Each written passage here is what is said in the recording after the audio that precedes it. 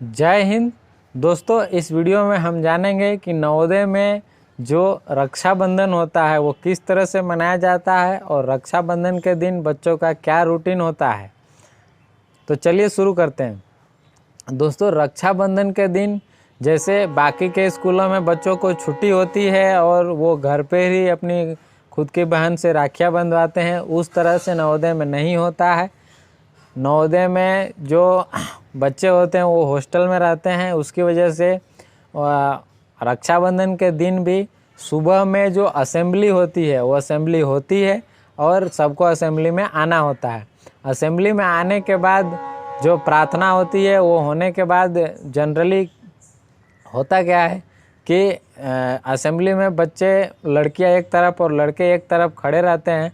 तो वहाँ से ऐसा किया जाता है कि स्टेज पर बहुत सारी राखियाँ और जो टीका लगाने वाला जो सामान है ये सब रख दिया जाता है और एक तरफ से कुछ लड़कियाँ स्टेज पे चढ़ते जाती हैं, दूसरी तरफ से लड़के स्टेज पर आते जाते हैं और उनको वहाँ ही राखियाँ बांध दी जाती है।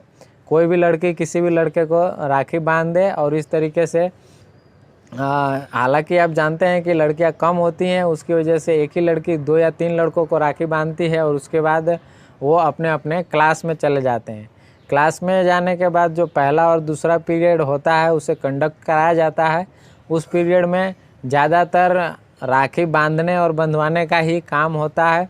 जो क्लास की लड़कियां होती हैं वो लड़कों को राखियाँ बांधती है और जो लड़के होते हैं वो बच्चियों को, लड़कियों को, अपनी बहनों को अपने यथाशक्ति अनुसार कुछ ना कुछ गिफ्ट देते हैं। गिफ्ट में ज़्यादातर मैंने यही देखा है कि कुछ बच्चे अपने खुद से बनाया हुआ कार्ड रहता है वो देते हैं, या अपने पास कोई पेन है वो देते हैं। एक्सपेंसिव गिफ्ट नवोदय में ना बच्चे किसी को देते हैं ना किसी से लेते हैं।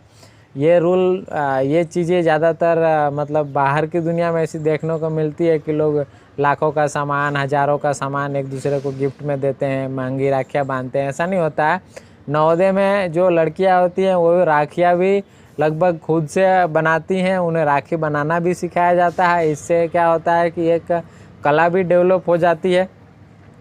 तो ये है। इसके बाद आपको नाश्ता करने के लिए भेजा जाता है और नाश्ता करने के बाद बच्चे स्वतंत्र रूप से अपने बहनों से, नवोदय की लड़कियों से, ज़्यादातर एक दूसरे के क्लासमेट ही राखियाँ बंधवाते हैं। जनरली होता क्या है कि नाश्ता करने के बाद बच्चे अपने हॉस्टल चले जाते हैं और कुछ देर बाद आराम करने के बाद आते हैं।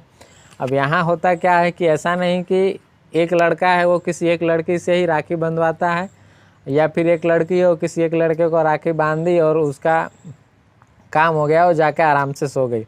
ऐसा नहीं होता। एक ही लड़की अपने क्लास के जितने भी हो सके सारे भाइयों को, सारे लड़कों को राखियाँ बांधती हैं और लड़के भी लगभग सारी लड़कियों से राखियाँ बंधवाते हैं। अपनी क्लास से तो बंधवाते ही हैं, दूसरे भी क्लास की लड़कियाँ जो उसे जानती पहचानती है, जो उसे बांधना चाहती हैं, उससे भी राखियाँ बंधवाते हैं। और जो बच्चों का जो हाथ होता है वो पूरा, मतलब जैसे लड़कों का हाथ, लड़कियों में जो चूड़ियाँ पहनी जाती है उसकी तरह लड़कों का हाथ यहाँ से लेके यहाँ तक पूरा मतलब भर जाता है। तो नवोदय में ये होता है कि आपको रक्षाबंधन के दिन आपको, मैं नहीं मानता कि किसी को अपनी बहन की, किसी को ऐसी कमी महसूस होगी। उसे पूरी राखियों से पूरा भर दिया जाता है। घर पर भी कोई लड़का जितनी राखियाँ नहीं बंधवाता होगा, नवोदय में बहन ना होते हुए भी उसको पूरी की पूरी राखियाँ बांध दी जाती है। नवोदय में रक्षाबंधन के दिन पेरेंट्स को भी नवोदय में आने की छूट होती है, तो वो भी आते हैं, अपनी बेटियों को लेकर आते हैं। यदि बेटी नवोदय में है तो अपने बेटों को लेकर आते हैं और राखियाँ बंधवाते हैं। तो इस तरीके से फिर दोपहर का खाने पीने की छुट्टी हो जाती है, मतलब दोपहर खाना पीना खाने जाते हैं, उसके बाद बच्चे आराम करते हैं। तो इस तरीके से मतलब जनरली नवोदय में रक्षाबंधन का टाइम टेबल होता है। आप किसी और नवोदय से हैं, आपके यहाँ कोई डिफरेंट टाइम टेबल होगा तो हमें कमेंट बॉक्स में ज़रूर अवगत कराइए। जय हिंद, जय नवोदय।